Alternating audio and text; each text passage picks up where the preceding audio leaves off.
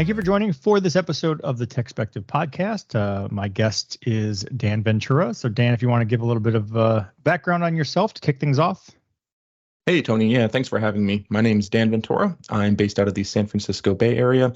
I've been with Adobe for coming up on 4 years now, and I'm the manager of the Product Security Incident Response Team at Adobe, or PSIRT for short. Okay. Well, we're going to get into more specifics about the Adobe version and how Adobe approaches a bug bounty program. But to kick things off, I feel like my audience should know. But just in case, for anyone who might not be familiar, can you just kind of at a high level explain the concept of a bug bounty program? Sure, of course. If we take a step back first, the broadly accepted term is a vulnerability disclosure program. And that essentially is just a way of incentivizing and allowing externally discovered vulnerabilities to be ethically and responsibly disclosed to the company. So if Joe Schmo from down the street discovers a vulnerability in Photoshop, we obviously want him or her to responsibly disclose the vulnerability to us instead of tweeting about it or writing a blog post, which would then subsequently lead to it being exploited in the wild, most likely. So that's what a vulnerability disclosure program is. We have a program on a platform called HackerOne that allows us to kind of facilitate those conversations with those external security researchers. Now, whenever there's a incentive associated with that disclosure, whether that be monetary through a bounty, or maybe it's reputation based, right? Maybe we'll shout them out in some kind of Adobe blog post. That's where it usually pivots into a bug bounty program. So there's usually a dollar amount associated with a certain level of severity vulnerability. And that's actually how our Adobe program operates. We have a threshold scaling from based off of the CVSS score of the vulnerability being reported. The higher the CVSS score, the more amount of money that bounty would be paid out. Okay, makes sense. And I know, the debate goes back long, since I've been in security, in terms of trying to define that responsible disclosure. And, I think amongst the white hats and even a lot of the gray hat hackers, it's like, all right, well, I'm not trying to bring the world to its knees. I don't want this to be, randomly exploited. So I don't want to just disclose it to the public. But, once upon a time, there was also, you might send something to the vendor and it just kind of disappeared into a black hole. And then like 6 months later, you're thinking, hey, are they going to fix that or not? And then you had security researchers for, instead of just calling them all hackers, but you had security researchers who were like, well, then if you're not going to fix it, now I'm going to disclose it. And so it's been that kind of like back and forth between the security researcher community and the vendors of, okay, now that I've disclosed this to you, what is the acceptable time frame for you to address this before I, kind of say, all right, it seems like you're not doing anything about this. Like, you're and I think even in the case of some bug bounty programs, there have been situations where it's like, all right, I know you've paid me for this, but I kind of expected you to fix it as well. Like you didn't, you didn't just pay me to buy my silence. Yeah, that's a really good point you mentioned. I'm a strong believer in that street cred and reputation in the bug bounty space is a big component, almost more so than the bounties themselves. And so for the Adobe program specifically, we definitely are willing to partner on what we call coordinated disclosures. So in theory, best case scenario, Adobe publishes a fix. And then if the researcher that found the vulnerability is also interested in writing a blog post or talking about his or her experience working with the Adobe program, or maybe their thought process into discovering the vulnerability, we would love to partner and push out a coordinated disclosure at the same time. The reason we do that, obviously, is so that we're not discussing the details of the vulnerability before our customers would have a fix available to them.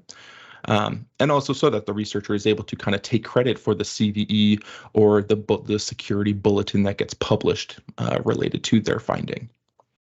Right. All All right. Well, so like you already talked about, Adobe has had programs in place and worked with the broader community for years. I mean, Adobe, I think, is, I would say one of the leaders or kind of on the forefront of that, kind of working with the community to identify and resolve software bugs.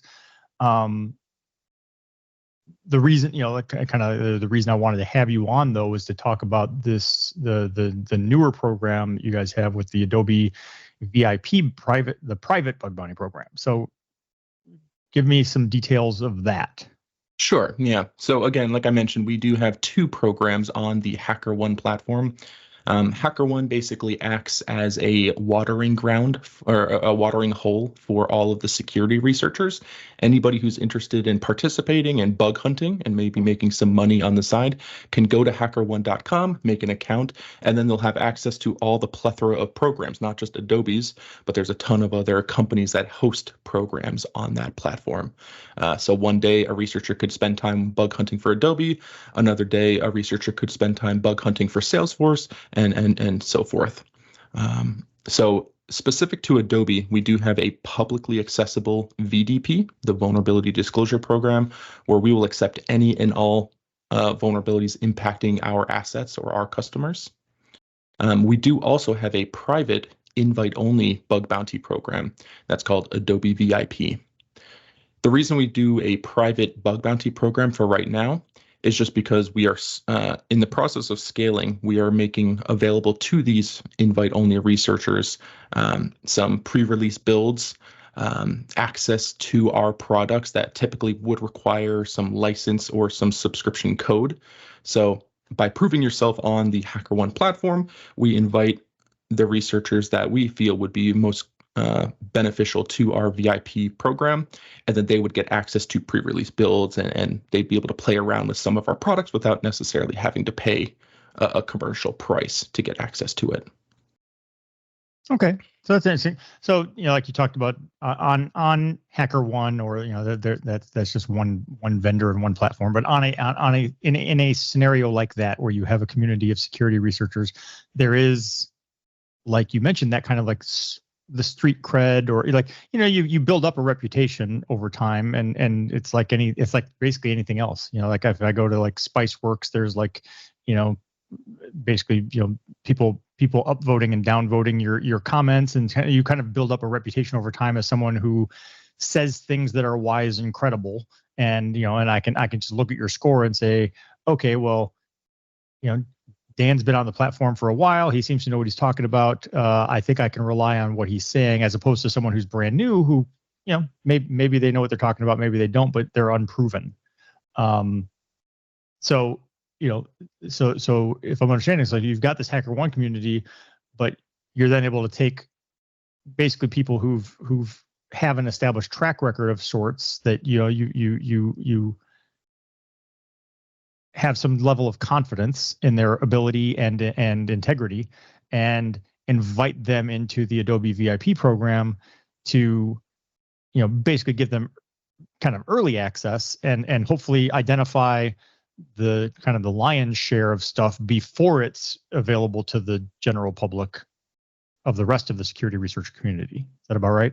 That's exactly right. And our bug bounty program and vulnerability disclosure program honestly lead to some of the best findings that we have in Adobe. And so we really strive to reduce the barrier to entry and make it as easy as possible for our bug bounty hunters to work with us and find vulnerabilities for our products. So that's exactly why when we do beta releases for certain products, like our new AI tools that have come out, or not requiring our bug bounty hunters to spend money on a subscription to access some of our Adobe products, we'll provide that up front, as long as they use that ethically and for bug bounty hunting purposes, right?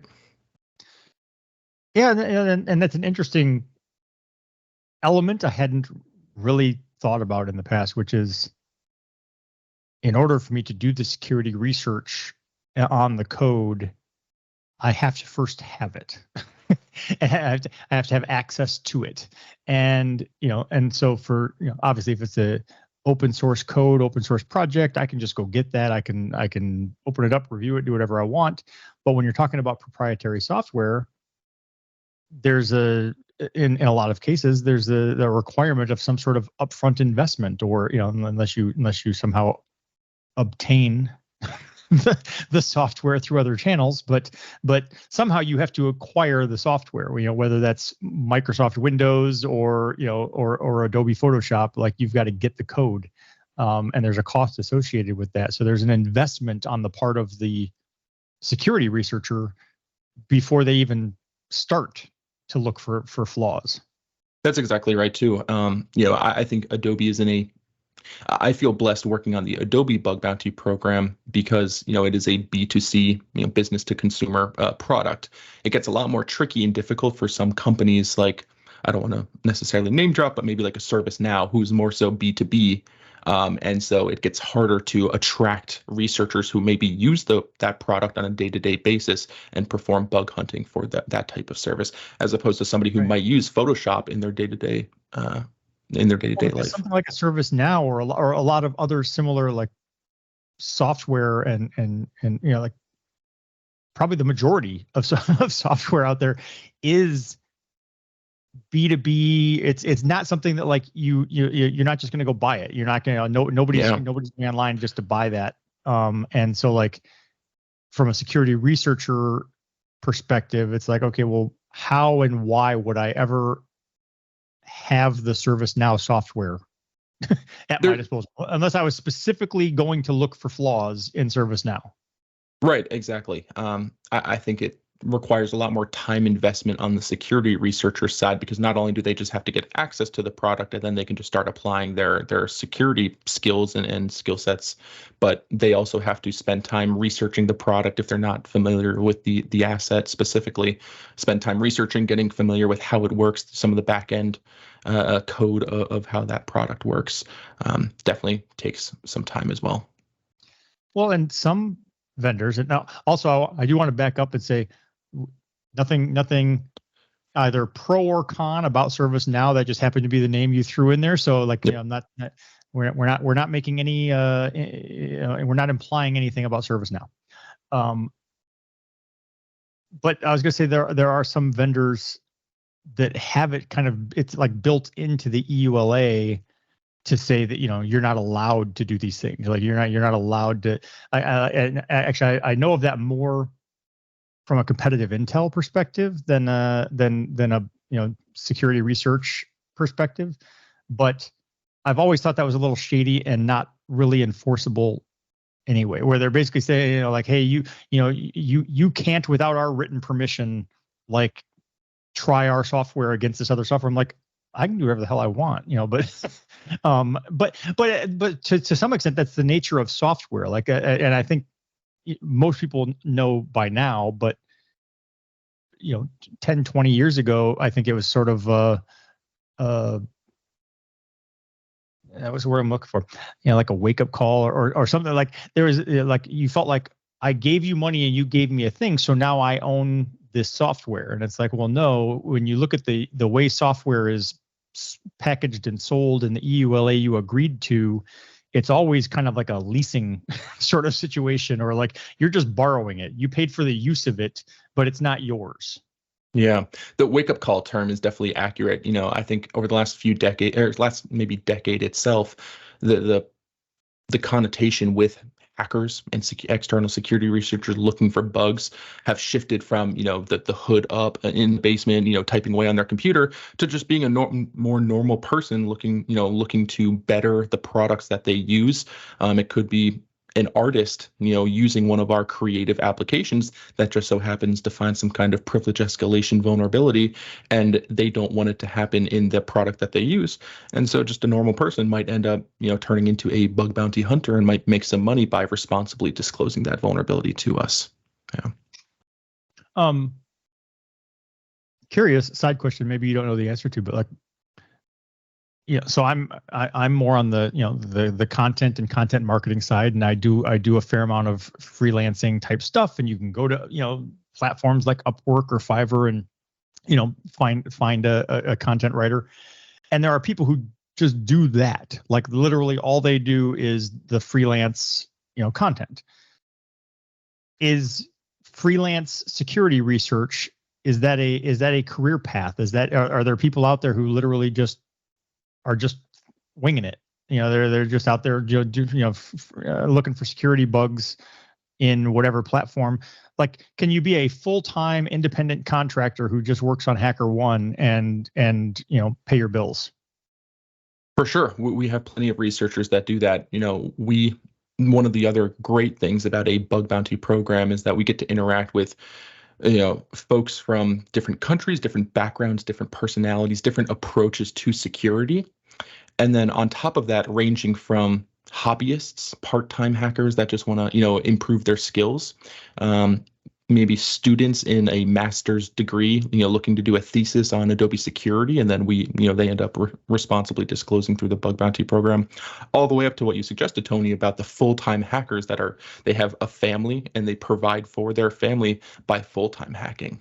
And that's what really drives me in delivering a really good experience in our bug bounty program, is that a lot of folks that this is their livelihood.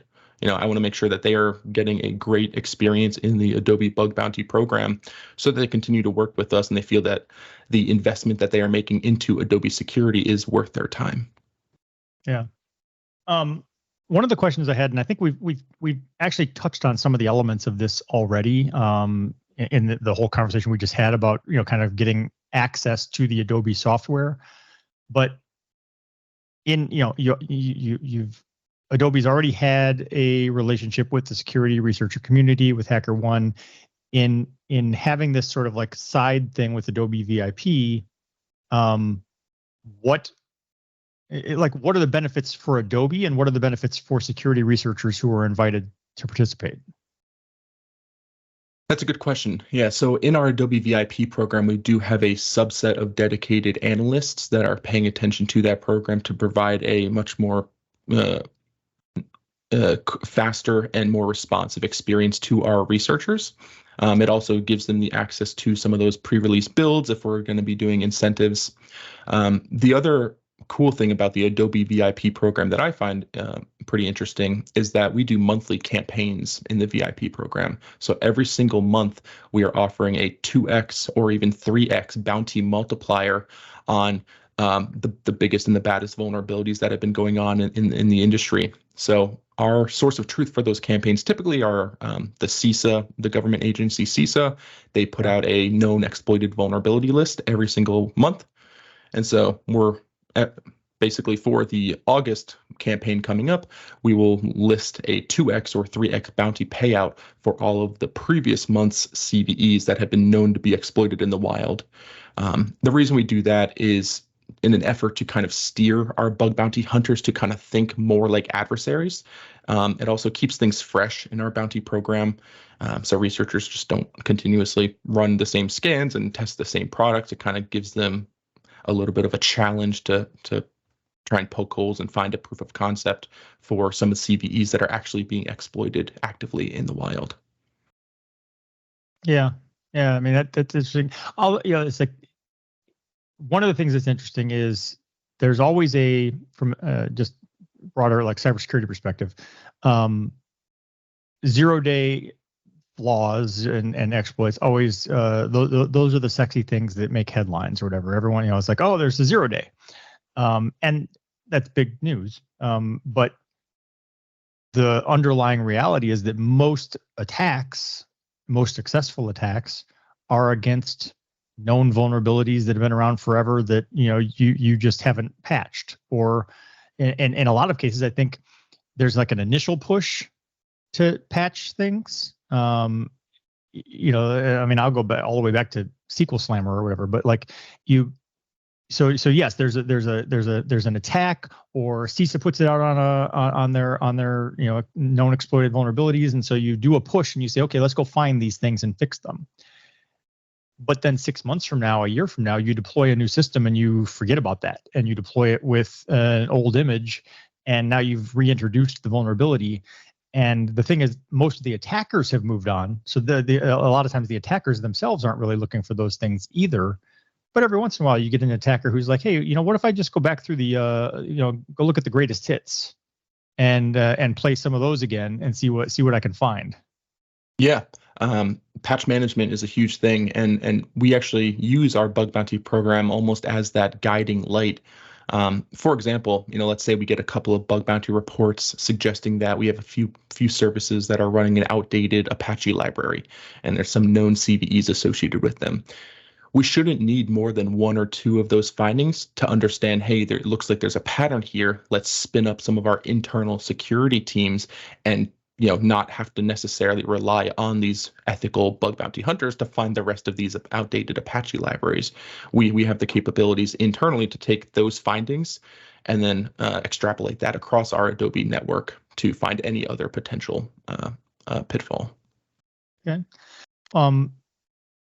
One of the other things, and again, this isn't specific to the Adobe program per se, but one of the things that I think is interesting is, first of all, there's, and I think actually Adobe has been a target of this for years and years and years.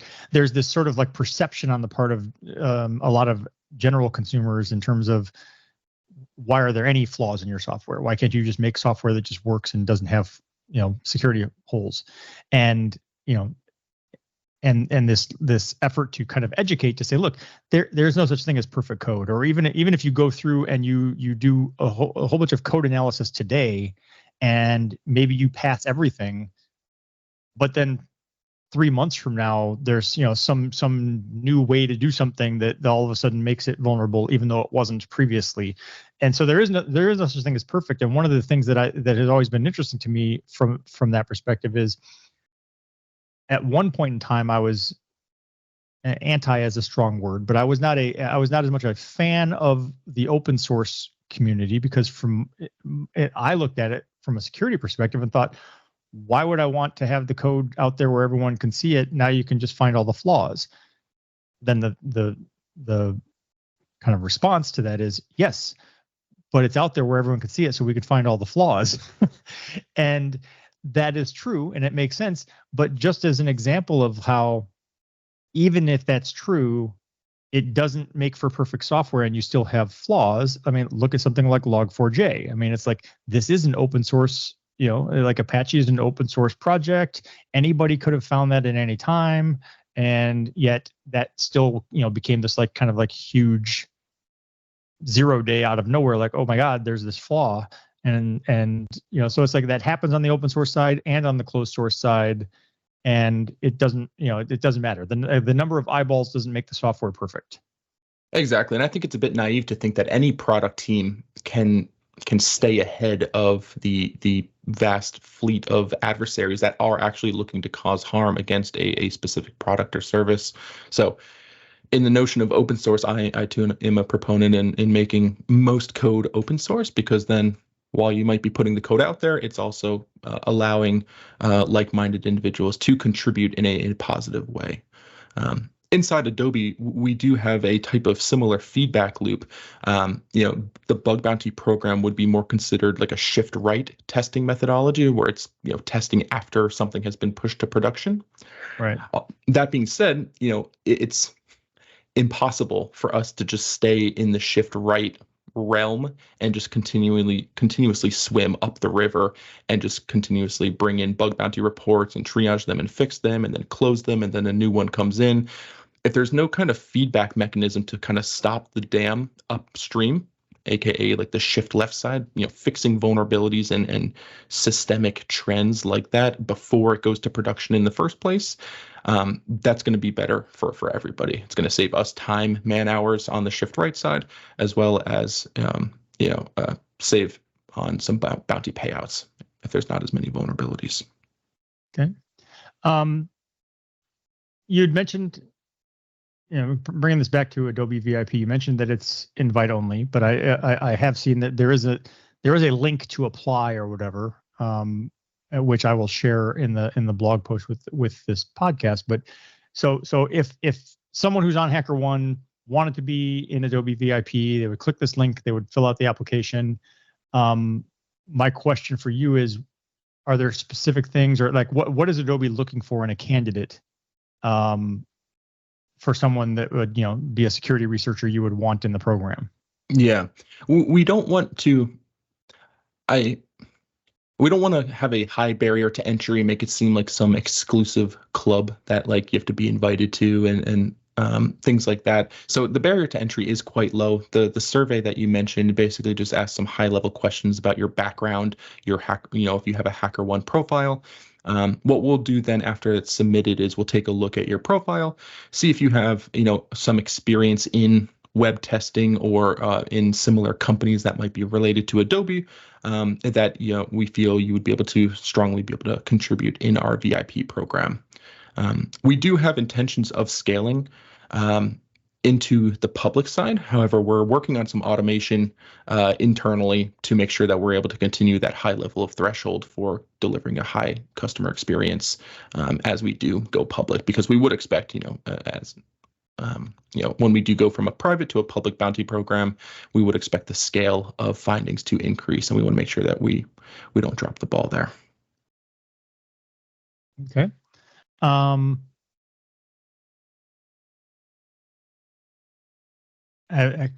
actually going to change subject entirely and go back to something I said before we even started recording, which is I'm looking at the shelf behind you, and top middle of the bottom shelf, is that Johnny Sacco's giant robot? I think so. To be honest with you, that's my fiance's side of the office, and that's all her action figures. So I'm not really sure. Right. I recognize a couple of them from Godzilla, but like, there are parts of it where I'm having flashbacks of Ready Player One, the book, not the movie, because the movie left out a lot. But yeah, I think I see Ultraman, I see Johnny Sacco, got Godzilla. Yeah, a lot going on there. All right, so one of the other questions I had is like, is there any, you talked about feedback loop. Is there any sort of cycle of taking something that, like, so maybe you get a report of a vulnerability from the standard HackerOne platform. You go, your engineers in Adobe go fix it. Would you maybe then share the fixed version with the Adobe VIP community to say, hey, can you double check this and make sure we got this? Because actually, one of the things that comes up a lot with bug fixes is fixing the symptom, not the cause. So a lot of times it's like, well, yes, I fixed the specific thing you pointed out happens. I solved that. However, not looking deeper to get at, okay, but why did that happen? And the underlying cause is still there, and I can just exploit it a different way. So are you using any of that kind of like circular feedback? Yeah, that's a great question. We definitely do. And one of the initiatives that our organization has been focusing on this year has been to reduce the amount of default credentials across Adobe. I think that's a systemic issue across many companies. It's just spinning up some server temporarily, throwing in like an admin username and password for ease of use, forgetting about it, and then 6 months later, it falling victim to a 0-day that's being exploited, or an adversary finding the default creds and then taking it to the bank. So right now, what we're doing is we're heads down some of our internal teams, focusing on making sure we have coverage across the entire Adobe spectrum to make sure we don't have any default creds out there. And then what we'll do is, once we feel like we are at a level of confidence that we think we have a handle on all of that, we'll then turn to our bug bounty hunters and again offer maybe a 2x, 3x bounty on any default cred that they are able to find in our systems. And that would shine some light on gaps in our internal security testing coverage. Okay. All right. Well, I don't have any other further questions personally, but I'll open the floor to you and ask if you have any kind of parting thoughts or any sort of a pitch for would-be applicants to the Adobe VIP program. Yeah, again, if anybody's interested in taking a look at the Adobe VIP program, definitely fill out that quick survey. It's only a couple of questions. We're, I think, every other week basically on average, we're adding a new product or new service in scope to the VIP program. By the end of the year, we're hoping to have almost full coverage of the entire Adobe fleet of services and products in that VIP program. So as we onboard additional desktop, mobile, web apps to our VIP program, we also definitely need to attract and bring in quality researchers that are skilled in desktop, web, and mobile testing. So yeah, thanks so much for having me. Very nice. Thank you for joining me. Yeah, it was a good, interesting conversation. So I appreciate your time. I appreciate you investing your time to listen to the podcast, but I also invite you to engage on social media. Please go like our Facebook page and follow at TechSpective on Twitter and Instagram. You can feel free to let me know what you like, let me know what you don't like, let me know if you love it, let me know if it sucks, and let me know what products you'd like to see reviewed or what questions you'd like to see answered in future posts.